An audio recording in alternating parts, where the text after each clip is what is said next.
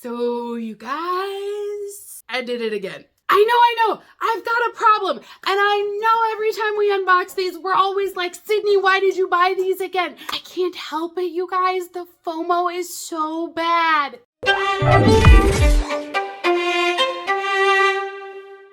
Hey beautifuls, welcome back to my channel today where we do lots of unboxings over here, including the Ipsy mystery bags. So Ipsy puts out limited edition mystery bags and it just seems like it's a reoccurring theme that I will purchase these bags, I'm disappointed in the products, and then my subscribers then tell me that I should never do this again. And for some reason I keep it's not for some reason, I know the reason.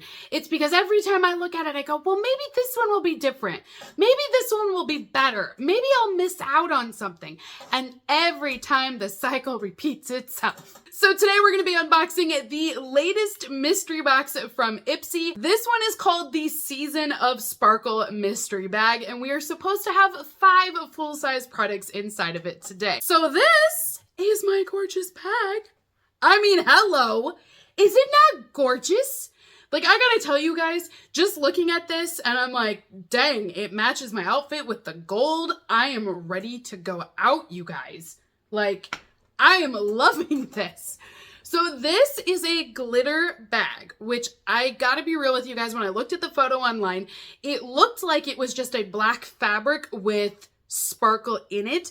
I wasn't expecting full-on glitter, but having it in person, it's definitely glitter and it's like been glued on. But it's not falling off, which is surprising. Now, I really think if you were to scratch this and be really rough with it, I think it could come off, but it's not coming off on my hands. Like, you can still hold it and use it, and I don't have a problem of glitter being everywhere. So far, I approve of this. It visually is stunning. I love the look of it. We've got this gorgeous gold clutch handle on here with a gold zipper as well. This is what it looks like up close. But then when you get it far away, I mean, it just looks so majestic, and I like the size of this. You know, it's a little bit wider. The base is only about 1 inch wide, so it's not super wide, which in terms of 5 full-size products is probably a bad sign. Probably. That probably means I'm either missing products or they're really, really small. But just on the bag alone, I'm pleased with this. Now, this bag did cost me $30 to purchase. There was a $2 handling fee on there and there was sales tax. So when all was said and done, I spent about $35 to receive this bag. There's supposed to be 5 full-size products inside of it. The estimated retail value was $108 on this. So first item that I have today is the Saturday Skin Rub-A-Dub Refining Peel Gel. Isn't this out for January for spoilers? Is this full size? There's a lot going through my head, but I'm pretty sure that in January for the BoxyCharm box, they have Saturday Skin as the spoiler item. Like, I think that was an item for people that they could choose this month. So that's surprising if it is the same item. I may have it could be a different product, but I just remember it being Saturday Skin and it was a pink tube. And I thought for sure it was this. But this is 75 mil or 2.53 ounces. Is this full size? Now I gotta double check on this. It probably is, but I just want to make sure. This is supposed to rub away dullness. It has papaya inside of it, and it's going to not only cleanse, but exfoliate at the exact same time. It does state that it is cruelty-free, and that this is going to work for sensitive skin as well. So if the size checks out on this, I definitely think this is a great product to have in this bag. Next up, I have the Violet Voss. I'm sure this is the Coral Pop eyeshadow palette. Oh my gosh, this just never goes away. So this is an eyeshadow palette by Violet Voss. It doesn't say the palette name yet, but just judging by the packaging, I am pretty sure this is the Coral Pop. This palette was in BoxyCharm of long ago, and once it was taken over by Ipsy, these palettes started to show up like on the shop and in their other mystery bags as well. So I've had it a few times now, but I'm pretty sure that's what this is. Yep, It's the Coral Pop. So here's our mirror, and then our 6 shadows are down below. You can definitely see that Coral Pop in the center there is going to be that pop of color. This palette is decent. I don't mind it. It's just, you know, I'm not as excited because I've already had it before, but I don't think this is a bad product to have in the box. I honestly don't. It is a full-size product. I do think Violet Voss is a great brand. It does have some value to this one. The shadows are not terrible. They do work. So honestly, it's a disappointment on a personal level just because I've had it again. But from a reviewing aspect, I do think this is pretty good. The only thing I'm going to point out is this is probably old. Now, some of my subscribers do not like receiving old products. Some of my other subscribers don't have a problem with it though. So I'm just going to point this out that it is probably like 4 years old is my guess. Next item that I have in here is an eyeliner of some sort. Oh, it's Wander Beauty liquid eyeliner. This is their full-size high line liner. It's in the shade Runway, which I'm not sure what color that is. I'm hoping that's black. I feel like for a while there, Ipsy was showing their products all the time. Like we always had Wander everything.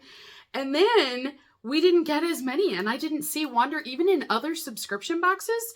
And so they've kind of cut back a little bit, but I've just started to see them in subscription boxes again. So it's not just in Ipsy. I'm starting to see them in some other ones as well. So I don't know if they cut back because the brand chose to, or if they're just not featuring their products, but it does appear that they are back now. So this is our liquid liner. It is a black liner. I like that it's got some sheen to it. It's got a really fine point as well. Felt tip that we have there. This is good.